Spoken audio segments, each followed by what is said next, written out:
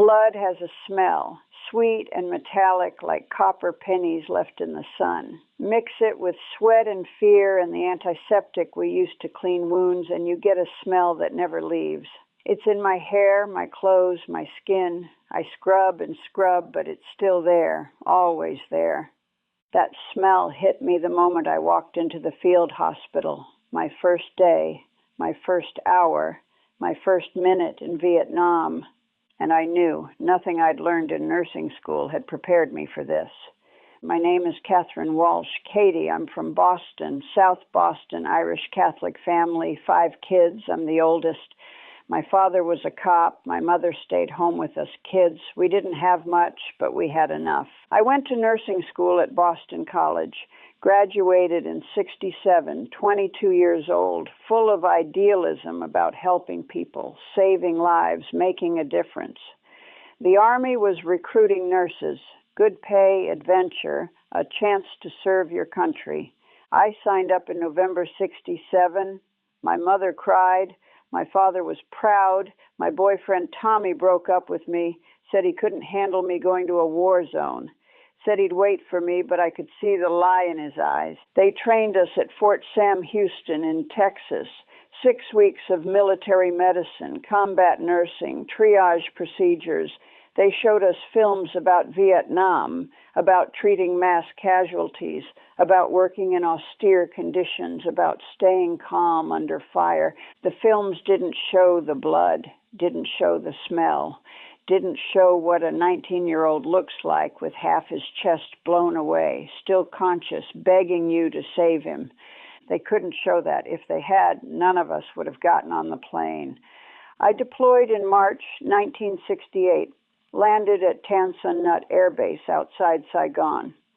The heat hit me like opening an oven door. 105 degrees, humidity so thick you could barely breathe, and the smell. Rotting vegetation, diesel exhaust, burning trash, and underneath it all, something else. Death, probably. They put me on a helicopter to the 22nd Surgical Hospital in Phu Bai.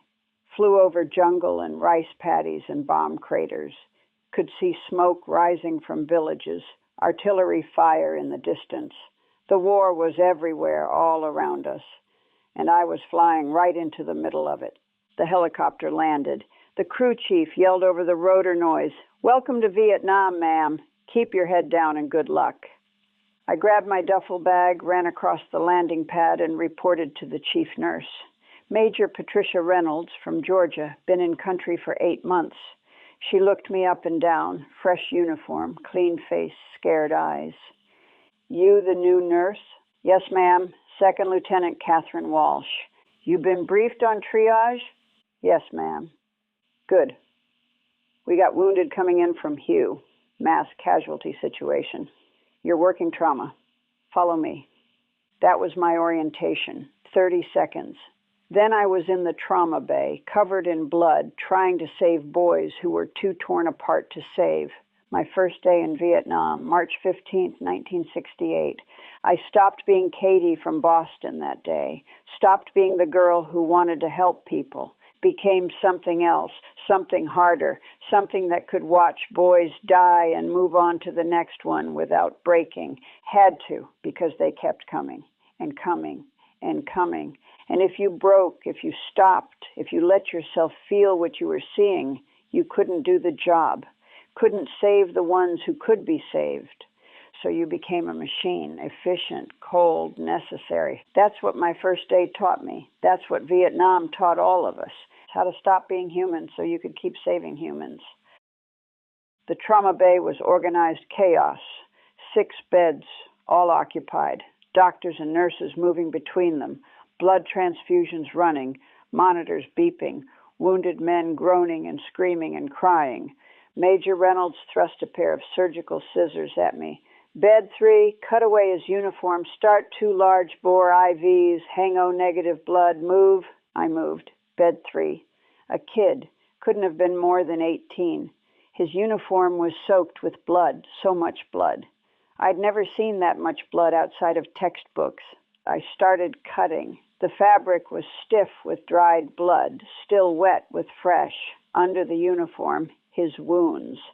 Shrapnel from a mortar round, dozens of entry points across his chest and abdomen, some small, some big enough to see inside. His eyes found mine, terrified. Am I going to die? In nursing school, they taught us to be reassuring, to give comfort, to tell patients they'd be fine. Not if I can help it, I said, starting the IV. My hands were shaking. The vein collapsed. I tried again, got it on the second attempt, started the blood transfusion. What's your name? I asked, trying to keep him conscious, keep him talking. Miller, Private First Class David Miller from Ohio. Okay, David, I'm Lieutenant Walsh. Katie, you're going to be okay. I was lying. I could see it in his wounds. Too much damage, too much blood loss. But what else could I say? Dr. Morrison came over, chief surgeon from Chicago, stern face, steady hands. He took one look at David's wounds and shook his head. Almost imperceptible, but I saw it. Expectant. That was the category. Too damaged to save. Limited resources. Had to focus on the ones who could make it. Keep him comfortable, Morrison said quietly. Then move to bed 4. He walked away. I stood there with my hands covered in David Miller's blood, holding an IV bag, watching him struggle to breathe. Katie, his voice was weak, getting weaker. Am I going to make it? I wanted to tell him yes, wanted to lie better, wanted to give him hope, but I couldn't force the words out. I'm here, I said instead. You're not alone. His hand found mine, gripped it, tight at first, then weaker, then barely at all. He died 3 minutes later, eyes open, staring at nothing. 20 seconds after his heart stopped, they were wheeling another casualty into his bed. Private First Class David Miller from Ohio, my first patient in Vietnam. I'd been in country less than an hour, and I'd already watched a boy die. Major Reynolds appeared beside me, handed me a towel. Clean up. Bed 4 needs you. I couldn't save him. No, you couldn't. Most of them you can't, but some of them you can. That's what matters. Now move. I moved. Bed 4. Another kid, this one with burns, white phosphorus.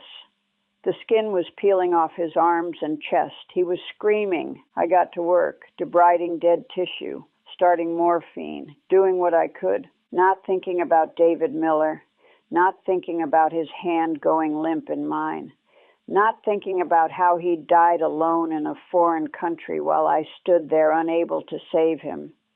Just working, just moving to the next patient and the next and the next. The casualties didn't stop. They came in waves. Medevac helicopters landing every 20 minutes. Stretchers being rushed in. Triage tags being assigned. Immediate, delayed, expectant. Red, yellow, black, live, maybe live, dead or dying. I worked through the afternoon and into the evening. Lost count of how many patients. Lost count of how many died. Just kept moving, kept working, kept trying to save whoever I could.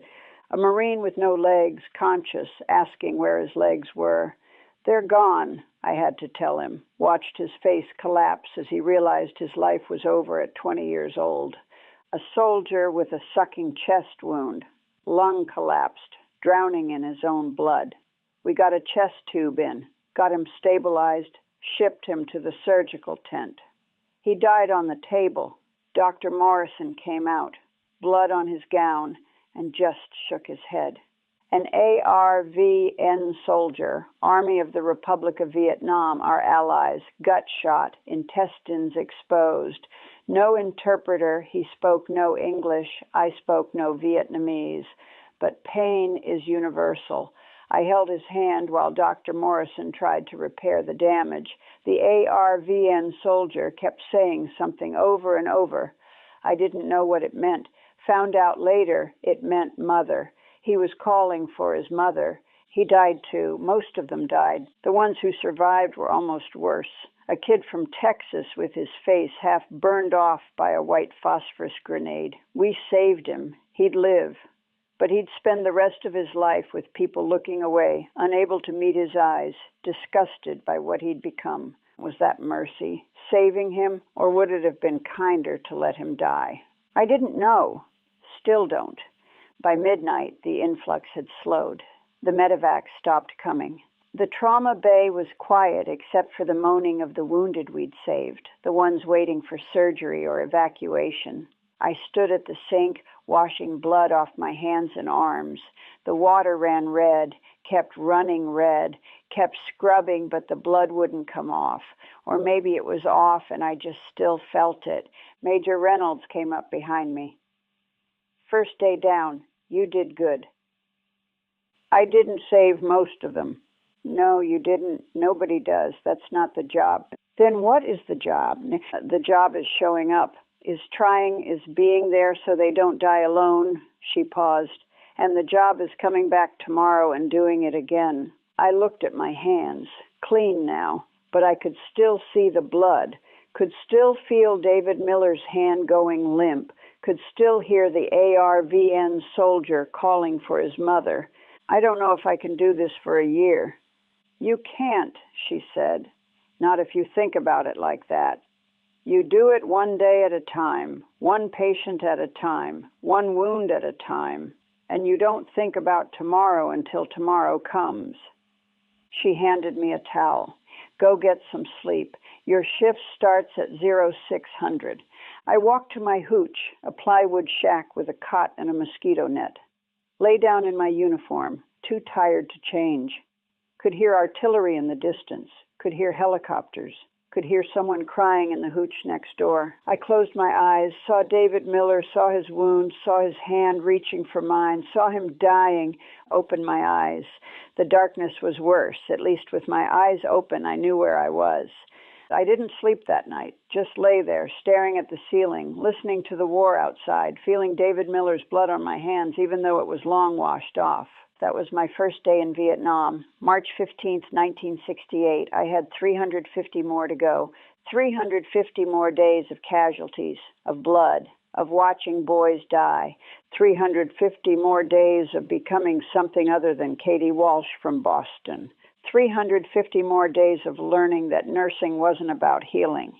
It was about triage, about choosing who lives and who dies, about learning to live with those choices.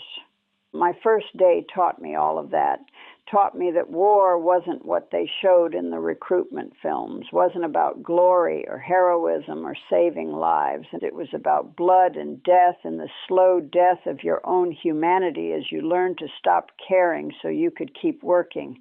That's what my first day taught me, and I had 350 more lessons to learn. The days blurred together. Wake at 0530, work until exhaustion, sleep for a few hours, repeat. The casualties never stopped. Some days worse than others, but always wounded, always dying, always blood.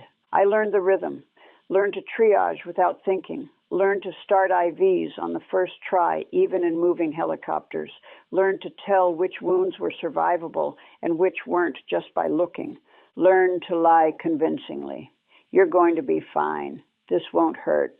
Your buddies made it out. All lies, necessary lies, comforting lies.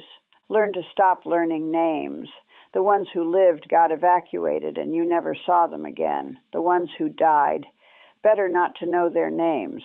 Better not to think of them as people with families and futures. Just patients.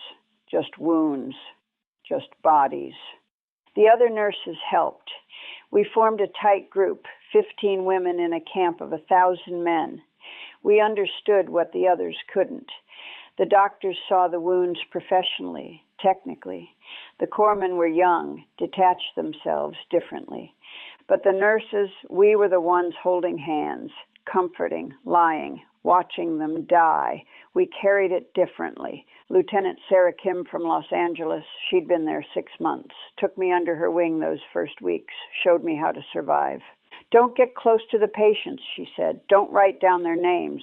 Don't promise to write their mothers. Just do your job and move on. Doesn't that make us, I don't know, cold? Cold keeps you sane. Caring makes you crazy. Your choice. I tried being cold, tried being professional and distant and clinical, worked for maybe a week, Then I had a patient who reminded me of my little brother. Same red hair, same freckles, same goofy smile even though he was missing a leg. His name was Patrick O'Connor from Dorchester, practically neighbors back home. He died of complications 3 days post-op. Infection, blood clots, bad luck. I held his hand while he went. Couldn't help it. Couldn't be cold. Sarah found me crying in the latrine after my shift. Didn't say I told you so. Just sat with me until I could breathe again. It's okay to care sometimes, she said. Just can't care every time. You'll break. I learned to pick my battles. Most patients got professional distance, but some, the ones who reminded me too much of home, the ones who were too young, the ones who asked about their mothers, those I let in, just a little, just enough to be human. Learn that you had to let some humanity survive, had to care sometimes, or you became something worse than broken.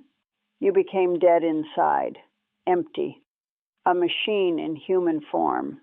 Some nurses went that way, shut down completely, did their jobs perfectly, but with no emotion, no connection, no spark of life. They survived intact, came home without breaking, but they came home as ghosts, walking dead, bodies without souls. I didn't want that, so I cared, selectively, carefully, just enough to stay human, but not enough to shatter. It was a balance, and I never quite got it right. August 1968. I'd been in country 5 months, had seen hundreds of casualties, had watched dozens die, had learned to function in hell. Then came the day I broke.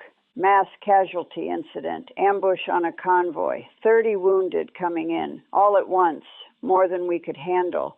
The medevacs came in one after another. We ran out of beds, started putting casualties on the floor, ran out of blood, started rationing it, only for the ones who could definitely survive, ran out of morphine, started choosing who got pain relief and who didn't.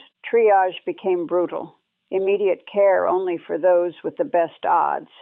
Everyone else waited. Some of them waited too long. I was working on a kid with an abdominal wound when I heard someone calling, "Nurse, nurse, please." I looked. A soldier on a stretcher against the wall. Chest wound, sucking air, pneumothorax. Needed a chest tube immediately or his lung would collapse and he'd die. But I was in the middle of stopping a bleed, and there were 3 more casualties behind him in worse shape, and we didn't have enough chest tube kits, and I had to choose. I chose to finish what I was doing, made him wait. By the time I got to him, it was too late. His lung had collapsed. He was cyanotic, not enough oxygen getting to his brain. I tried to get the chest tube in, but he coded while I was prepping. We tried to resuscitate him. Couldn't. He died on that stretcher against the wall while I worked on someone else. His name was Specialist Robert Chen from Sacramento, 21 years old. He died because I didn't get to him fast enough. After the shift, I went to my hooch, didn't eat, didn't shower, just sat on my cot and stared at nothing. Sarah came in. "You okay?" I killed him. "What?" "The kid with the pneumothorax. I made him wait. He died because of me." "No, he died because we had 30 casualties and 6 nurses and not enough supplies. He died because of the war, not because of you." I made the choice. I chose to let him wait. That's triage. That's the job. You made the best choice you could with the information you had. How do you live with that? How do you make those choices and then just go on? She was quiet for a long time. You don't. You just pretend to. You just keep working because stopping means thinking, and thinking means breaking. So you keep moving, keep working, keep pretending you're okay. Are you okay? No, she said. None of us are. We're all just pretending until we can go home and fall apart in private. That's when I realized we were all broken. Every nurse, every doctor, every corpsman, we'd all shattered in different ways. We were just holding the pieces together long enough to do the job. And when we went home, those pieces wouldn't fit back together right. We'd be changed, damaged, forever marked by what we'd seen and done, but we kept working because the wounded kept coming and someone had to be there, even if it destroyed us. I finished my tour in March 1969, exactly 1 year in country, 365 days in hell. They gave me a Bronze Star for meritorious service, gave all the nurses medals. Like shiny pieces of metal could make up for what we'd lost. I came home to Boston in April, spring. Everything was green and alive and beautiful. People were going about their normal lives, complaining about traffic, about weather, about nothing that mattered. And I wanted to scream at them, wanted to grab them and shake them and tell them that boys were dying, that right now, at this very moment, medevac helicopters were landing in Vietnam with casualties who wouldn't live to see tomorrow. But I didn't, just smiled and said I was fine. Said I was glad to be home, said all the things people wanted to hear. My mother wanted me to move back home. I couldn't be around family, around normal life, around people who wanted me to be the Katie who left, that Katie was dead. She died on March 15th, 1968, in a trauma bay in Phu Bai, watching David Miller die. I got an apartment in Cambridge, tried to go back to work as a nurse at Mass General, lasted 2 months. I couldn't handle civilian nursing, couldn't care about someone's infected toenail or their upset stomach, couldn't pretend these were real problems when I'd seen boys with no legs begging for morphine, boys with their guts hanging out asking about their mothers, boys dying while I chose to save someone else. The other nurses complained about overtime, about difficult patients, about hospital politics. I wanted to tell them they didn't know what real nursing was. Real nursing was triage in a field hospital, was choosing who lives and dies, was watching boys die because you didn't have enough blood or supplies or hands to save them all. But I didn't say that, just quit. Walked out mid-shift and never went back. I drifted for a while. Worked retail, worked as a waitress, worked anywhere that didn't involve blood or wounds or making decisions about who lives and dies. The nightmares started in 1970, every night. David Miller reaching for my hand. Robert Chen calling for a nurse while I worked on someone else. The ARVN soldier calling for his mother. Patrick O'Connor smiling at me with his freckled face, asking if he'd walk again. All of them, every night. Asking why I couldn't save them. Asking why I let them die. Asking why I chose someone else over them. I started drinking, not a lot at first, just enough to sleep without the nightmares. But it escalated. By 1972, I was drinking every night, sometimes during the day, just to make it stop, just to not feel. Sarah Kim, Lieutenant Kim, she killed herself in 1971. Pills and vodka in a hotel room in Los Angeles. Her parents called it an accident, but I knew. I knew she'd finally stopped being able to hold the pieces together. We'd saved hundreds of boys in Vietnam, but we couldn't save ourselves. I'm 30 now, been home for 6 years, should be married, should have kids, should have a career. The Katie who left Boston in 1967 would have had all of that by now. But I'm not her anymore. I'm someone else. Someone who knows what blood smells like. Someone who's watched boys die. Someone who's made choices about who lives and dies and has to live with those choices. Someone broken. I can't have relationships. Can't let anyone close. Can't explain why I wake up screaming. Can't talk about what I saw, what I did, what I failed to do. Can't be normal. The war ended in 75. America pulled out, lost. All those boys died for nothing. All those choices I made, all those casualties I triaged, all that blood and death, meaningless. We lost. And I lost too. Lost myself. Lost Katie from Boston. Lost the girl who wanted to help people, who thought nursing was about healing, who believed she could make a difference. Found out that war doesn't make heroes, doesn't make healers, doesn't make you stronger. It just breaks you, takes whatever was good and pure and hopeful and shatters it. leaves you with pieces that don't fit back together, leaves you with memories you can't escape and skills you never wanted, leaves you waking up at 3 a.m., smelling blood that isn't there, hearing helicopters that aren't coming, seeing faces of boys who died 30 years ago.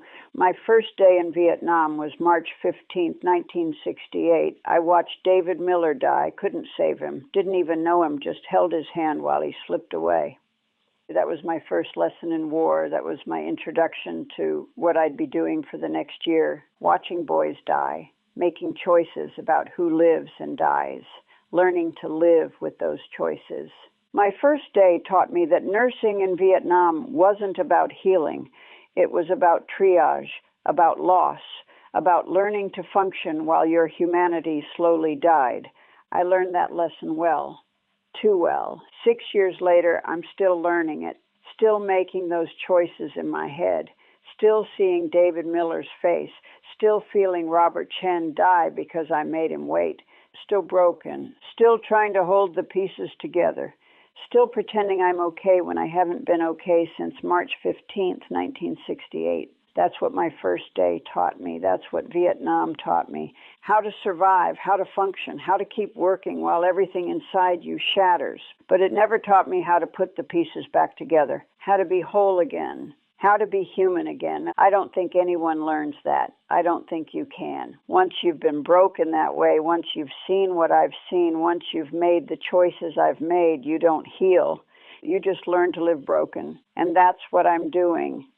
6 years later, still broken, still haunted, still smelling blood and hearing helicopters and seeing faces of boys I couldn't save, still on my first day in Vietnam, forever on my first day, because some things you never leave behind, some things you carry forever. And that Trauma Bay in Phu Bai, I'm still there, still covered in blood, still watching David Miller die, still starting the next IV and moving to the next patient and pretending I'm okay. Still broken, always broken, and the smell never leaves.